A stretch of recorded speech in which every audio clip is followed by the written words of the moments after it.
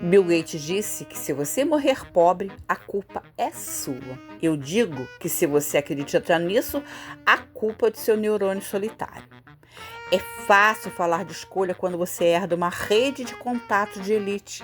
Para o resto do mundo, a única escolha é entre o boleto e a janta. Morrer pobre não é falta de mindset, é excesso de exploração. Parem de aceitar sermão de quem nunca lavou o próprio banheiro. Quer ver a cínica destruir esse mito por completo? Vídeo longo no canal. Clica aí ou continue se culpando. Eu não me importo.